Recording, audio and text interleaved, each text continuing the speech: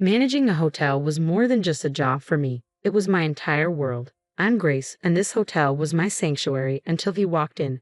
He was impossible to overlook, a young man in a suit that screamed wealth, his attention fixed on an extravagant phone. When he checked in, his smile was so disarming it could knock you off your feet. "Good evening, I'm Ethan," he said, his voice smooth as silk. "I'm here for a couple of nights. Anything interesting happening around here?" I found myself smiling back, a bit taken aback by his charm. "Well, Ethan, the city's full of surprises. It all depends on what you're looking for," I replied, handing him his key. Our conversation was brief, but there was a spark. Maybe it was his curiosity or the way he genuinely seemed to care when I spoke. He didn't stay long, but when he checked out, he left a note. "Enjoyed our talk. Care to continue it over dinner?" I hesitated, not accustomed to mixing work with my personal life, but something about him intrigued me. We met at a local restaurant, a cozy spot where the lively chatter and clinking glasses created a bubble of warmth and escape from the outside world.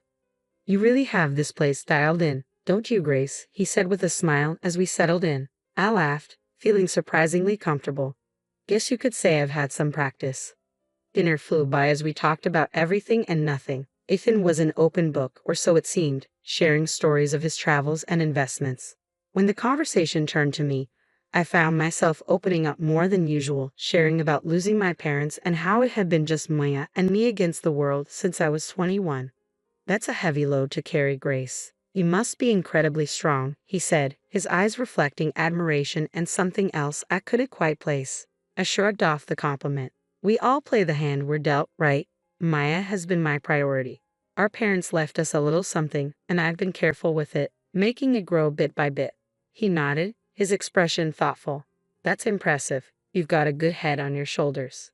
As the night wore on, I realized I hadn't laughed this much in a long time. Yet whenever I tried to learn more about him and his family, he skillfully changed the subject. "My folks and I don't see eye to eye. Let's just say they have their ideas about life, and I have mine," he said, a shadow crossing his face. I didn't press further. We all have our stories and scars. As the evening drew to a close, I found myself wishing it wouldn't end. There was something about Ethan that made me feel alive in a way I hadn't in years. My life with Ethan felt like a whirlwind, each day a new adventure, every moment together filled with laughter and dreams of the future. He had a way of making the ordinary seem extraordinary, turning simple dinners into unforgettable evenings. One evening, as we sat in our favorite dimly lit cafe with its cozy corners, I said, "Ethan, I still can't believe how fast everything is moving." He reached across the table and took my hand. "Grace, when something feels right, why wait?" His eyes held mine with an intensity that sent shivers down my spine. "I've never been sure of anything in my life," he continued. "I know it's all happening so quickly. It's a lot to take in." I confess, feeling a whirlpool of emotion inside me. "I get it, but trust me, Grace, I'm here for the long haul. I want to build a life with you, a future. And I want to start by making our wedding day the most memorable day of our lives." The passion and certainty in his words were hard to resist. He painted a picture of a day so lavish and beautiful it took my breath away. "Imagine it, Grace, a ceremony that no one will forget, a celebration of our love. It's going to be perfect," he said, his voice brimming with excitement. "And the honeymoon you mentioned, something about the most expensive hotel in the world?" I asked, a blend of curiosity and apprehension in my voice. His smile broadened. "Yes, it's all part of the plan, but I need you to trust me, to take this leap with me. Your savings for the wedding, my funds for the honeymoon, and our future home together. We'll make it all a reality." I hesitated, my practical side shouting for caution, but as I looked into his eyes, brimming with love and promise, I found myself nodding. "Okay, Ethan, let's do it. Let's make this wedding a day to remember." As the weeks flew by, the wedding preparations took over our lives. Ethan, a man of action, handled every detail with meticulous care, ensuring our day would be nothing short of spectacular. Watching him so full of life and determination made me fall even deeper in love. "Ethan, you're amazing," I said one evening as we reviewed the guest list and the lavish menu he planned. "I don't know how to thank you." He pulled me close, his arms enveloping me. "Grace, seeing you happy is all the thanks I need. This wedding is just the beginning. Our life together will be even more beautiful." Yet amid the excitement, moments of doubt would creep in. whispering questions in the quiet of the night. Was I moving too fast? Was I getting swept up by the romance of it all? Every time these thoughts surface, Ethan's reassurances chased them away. His words and promises were my anchor, keeping me steady through the storm of uncertainty. The whirlwind of wedding preparations filled my days, but among the chaos of cake tastings and flower selections, I knew I needed Maya, my sister, my confidant, by my side. Since our parents passed, it had been us against the world, and her input meant everything to me, especially now. I called her, hoping she could take a break from the cafe where she worked. Hey Mia, think you can ditch the aprons and coffee smells for some tulle and satin today? I half joked, my voice tinged with hopeful anticipation. Think you can ditch the coffee stains for bridal trains today? Maya's laughter came through the phone, light and familiar. For you, sis, I'd trade coffee stains for bridal trains any day. Give me an hour to wrap things up here, and I'm all yours. The bridal shop was a wonderland of white and ivory dresses, cascading like waterfalls of lace and silk. As I tried on gowns, Maya's presence was a calming force amidst the storm of satin and sequins. That one, Grace, she said, her eyes lighting up as I stepped out of the dressing room in a gown that felt just right. It's like it was made for you. I studied my reflection. The dress hugged every curve and flowed to the floor in a sea of soft fabric. Do you think I look, I don't know, like a real bride? I asked, a smile creeping onto my lips. Maya's grin matched mine, but I noticed a fleeting shadow cross her face, quick and troubling. Before I could ask, she was up, pulling a dress off the rack. Mind if I give this one a whirl?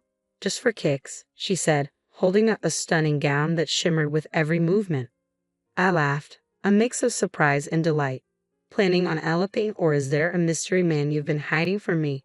Maya's laugh, usually carefree, held a note of something I couldn't quite place. Oh Grace, you know me, always a bridesmaid, never a bride. But a girl can dream, can't she? She quipped, though her gaze darted away, hiding something. The day continued, a blend of laughter and whispers of silk, but Maya's mood seemed to change abruptly. Her usual bubbly demeanor was marred by moments of distraction. Everything okay, Mia? You seem a bit off today, I asked gently, concern threading through my words. She waved off my concern with a dismissive gesture. It's nothing, really, just cafe chaos, you know how it gets, she assured me, but her forced smile didn't quite reach her eyes. As we left the bridal shop, the weight of her unspoken secrets seemed to hang between us. An unspoken tension that neither of us could quite navigate. I want to believe Maya's behavior was just pre-wedding stress or maybe a spat with a troublesome customer, but a nagging feeling in my gut told me it was something more. That night, as I lay in bed, the excitement of finding the perfect dress was overshadowed by the puzzle that was Maya's behavior. She had always been an open book to me, yet now there were pages I couldn't read, words hidden just out of sight. With the wedding day approaching, the joy I should have been feeling was tainted by a worry I couldn't shake. Maya and I had faced everything together, but now it felt like a growing gap was forming, filled with secrets and unasked questions. Little did I know, the answers to those questions were about to turn my world upside down. It was a day like any other, or so I thought, until Ethan left his phone buzzing and forgotten on the kitchen counter. As I tidied up the apartment, the constant notifications from his phone became a persistent reminder that something was amiss. The lack of a password was surprising, but nothing compared to the shock that awaited me inside the messages. The exchange between Ethan and Maya was a punch to the gut, each word a betrayal that tore through my heart. They weren't just having an affair. They were planning to push me aside as if I were nothing, as if all the years of sisterhood with Maya meant less than dirt under their shoes. I read and reread Maya's message, which confessed her pregnancy with Ethan's child. The words blurred as tears clouded my vision. Can't believe we pulled this off. She's such a fool, falling for every lie. And now with the baby, we can finally be together, just as we planned. The world around me seemed to spin, a carousel of deceit and treachery. Ethan's reply was no better, declaring his love for Mia and his eagerness to see me humiliated and ousted from my own wedding. She's just a knave cash cow. Can't wait to get rid of her and start our real life together. This wedding will be perfect thanks to her money. I sat there, the phone heavy in my hand, a storm of emotions raging within me. Betrayal, anger, disbelief, all fighting for dominance. But above all, a cold determination began to take root. They thought they could use me, discard me like an old toy. I'd show them the price of underestimating Grace Anderson. When Ethan returned, his carefree demeanor was like a slap in the face. Hey babe, Did I miss any important calls? He asked casually, picking up his phone. I forced a smile, my insides burning with anger. Nope, just the usual stuff. Busy day, I replied, keeping my voice steady despite the turmoil inside. Ethan flashed that charming smile, the one I now knew was nothing but a facade. But nothing's more important than coming back to you, he said, leaning in for a kiss. I had to restrain myself from recoiling. From that moment on, I played the part of the oblivious fiancé to perfection. I smiled, nodded, and went along with the wedding plans, all while secretly plotting my revenge. Behind the scenes, I meticulously planned my retaliation against the two people who had betrayed me in the worst possible way. Each passing day was a test of my will, a balancing act between maintaining the facade I had to uphold and the fury that burned within me. I wouldn't let them see me falter. I'd bide my time, and when the moment was right, they'd discover the true cost of their treachery. Every night as I lay in bed, the image of Ethan and Maya's deceitful faces was etched into my mind. I made a silent vow that they would pay for what they had done, and their twisted game would be their undoing. I was no longer just the jilted fiancé, I was the architect of their downfall. My revenge would be meticulous, calculated, and oh so sweet. The days leading up to the wedding felt surreal. On the surface, everything seemed perfect. The flowers, the guest list, the dress.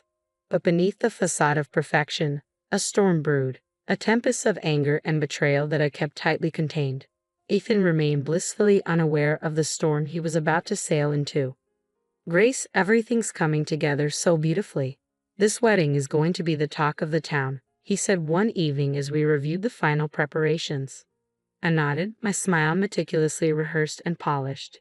Yes, it's going to be a day to remember, I replied, infusing my words with a layer of meaning that Ethan couldn't possibly grasp. Facing Mia was harder. The sister I had loved and protected now seemed like a stranger. Each of her words and gestures was a constant reminder of her betrayal. Yet I kept my mask firmly in place, maintaining the facade of a loving sister blissfully unaware of the knife she had plunged into my back.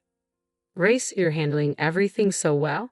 I don't know how you do it, Maya said one day as we finalized the seating arrangements. I looked at her, the sister I thought I knew, and forced a laugh. Oh, Mia, you know me, always had a knack for organizing chaos, I said, the irony of the statement not lost on me. As the wedding day drew closer, the tension became almost palpable. I walked a tightrope of precision and care, balancing between the role I had to play and the fury that simmered beneath the surface. Ethan's phone was now always guarded, his conversations hushed and hurried. But it didn't matter. I had seen enough and knew enough. The morning of the wedding dawned clear and bright, a perfect day for a beautiful disaster. As I got ready, the reflection in the mirror showed a bride serene and poised. But beneath the veil and makeup was a woman on a mission determined not to be a pawn in someone else's game. Maya's running late, huh? Ethan remarked casually as he adjusted his tie. I met his gaze in the mirror, my eyes betraying nothing. Yes, but she'll be here. Wouldn't miss it for the world, I replied, the double meaning clear in my voice. He nodded, oblivious to the undercurrents. Well, she's always been a bit unpredictable, but today's about us, Grace. Our new beginning. I turned to face him, my smile a flawless mask of composure. Yes, Ethan, a new beginning indeed, I said, my heart steeling itself for what was to come. As I walked down the aisle, the eyes of friends and family on me, I knew the calm before the storm was over. The reckoning was about to begin. The vows awaited, the guests washed with smiles and teary eyes, and the stage was set. It was time for the truth to come crashing down and for the real show to begin. Standing next to Ethan in front of the priest, my heart was a mix of hope and trepidation. The words of the vows hovered in the air, a promise of forever that was about to be shattered in the most brutal way. Then the unimaginable happened. Maya, dressed in a bridal gown that mirrored my own, stormed down the aisle. Her eyes locked onto mine, not with sisterly love but with a cold determination that sent a chill down my spine. Move aside, Grace. I'm the one who deserves to be here. Ethan loves me, and this child. I'm carrying his child, Maya declared, her voice slicing through the stunned silence. The room erupted into whispers and gasps as guests exchanged bewildered looks, their confusion palpable. Rather than displaying any sign of shock or remorse, Ethan broke into a hearty laugh, his true nature slipping through his polished facade. Well said, Mia. Grace, you've been a gracious host, but your role ends here. Why don't you take a seat with the audience? This is Maya's moment now, he announced, his tone dripping with mockery and contempt. The audacity of their betrayal, so public and cruel, sent a jolt through the crowd. But as the gravity of the situation sank in, my response shocked everyone, including myself. I looked at Ethan, then at Mia, and smiled. Of course, why not? I wouldn't want to miss the show. After all, I did pay for it, I said, my voice steady and calm, betraying none of the turmoil roiling inside me. Maya and Ethan exchanged a confused glance, clearly taken aback by my composed response. The guests were equally baffled, their eyes darting between us as they tried to make sense of the surreal scene unfolding before them. As I gracefully took a seat among the guests, my head held high, the whispers grew louder. What's she up to? Is she really going to let this happen? The questions buzzed around the room like a swarm of bees, but I remained serene, a statue amid the chaos. Ethan and Mia, now standing together at the altar, looked unnerved. My calm demeanor had disrupted their plan to humiliate and discard me, not unfolding as they had anticipated. What's your game, Grace? Why are you so calm? Ethan asked, his voice a mix of curiosity and concern. I met Ethan's gaze, my smile unwavering. No game, Ethan, just enjoying the fruits of my labor. Please proceed. I'm eager to see how this unfolds, I replied, my words smooth yet edged with hidden menace. The ceremony continued, but the atmosphere had irrevocably shifted. Guests observed with a mix of shock and anticipation, unsure if they were witnessing a wedding or the prelude to a dramatic reckoning. As Maya and Ethan exchanged vows, their words felt hollow, a mockery of the sacred promises they were supposed to represent. Surrounded by friends and family struggling to grasp the spectacle before them, I knew this was just the beginning. The real show was yet to come, and Maya and Ethan, in their arrogance and deceit, had unwittingly secured front row seats to their own downfall. As the priest asked if anyone objected, the doors burst open. A woman, older and wearier than either Ethan or Mia, stormed in, her eyes blazing with fury. Stop this wedding right now, she demanded, her voice slicing through the silence like a knife. Ethan's face turned ashen, his eyes widening in shock. Catherine, what are you doing here? He stammered, his facade of the perfect groom slipping away. Catherine, Ethan's legal wife, as I had discovered, marched up to the altar. I'm here to stop you from making a bigger fool of yourself and these people. Grace, you deserve to know the truth, she said, casting a sympathetic look my way. The room buzzed with murmurs, the scandal unfolding before them more riveting than any soap opera. Maya clutched her stomach, her face a mask of shock and fear.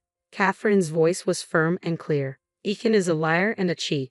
He's in debt up to his ears, his investments have failed, and he's been using you all to dig himself out of his mess. And Mia, you poor girl, you're just another pawn in his game. The room erupted into chaos, guests rising from their seats as whispers grew louder. Ethan tried to speak, but his words were drowned out by the uproar. I stood up, my heart pounding, but my voice remained steady. There's more, I announced, silencing the room. I hired a private detective after discovering Ethan and Maya's affair. Not only is Ethan already married and drowning in debt, but he's also been hiding a daughter, a child he has never supported. Maya's face crumpled, the weight of her situation crashing down around her. Ethan, is this true? Tell me she's lying, she pleaded, her voice breaking. Ethan, now pale and defeated, had no words. His lies and deceit were laid bare for everyone to see. But the final blow was yet to come. As the guests processed the revelations, Ethan's parents, two stern and imposing figures, entered the room. I had reached out to Ethan's parents, revealing everything, and now they were here to confront the son who had disgraced their name. Ethan's father, a man of few words, spoke with a voice heavy with disappointment and anger. Ethan, you are no son of mine. Your actions today and in the past have exposed your true character.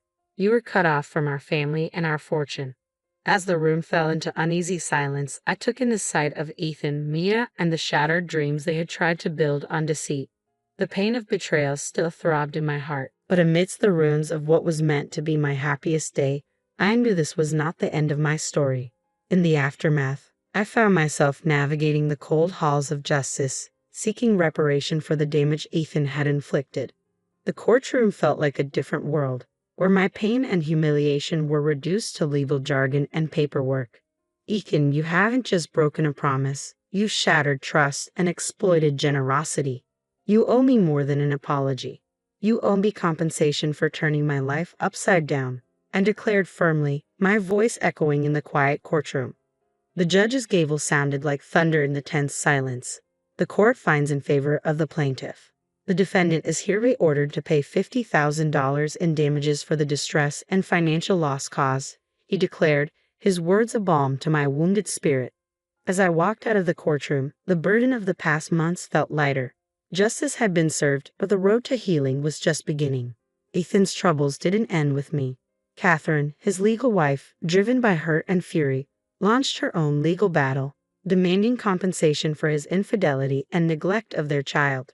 The once suave and competent man was now ensnared in a web of his own making, his lies and deceit finally catching up with him. Mia, my sister, who had once been the person I trusted most, found herself alone and abandoned. Ethan had fled the city, leaving her to face the fallout of their actions.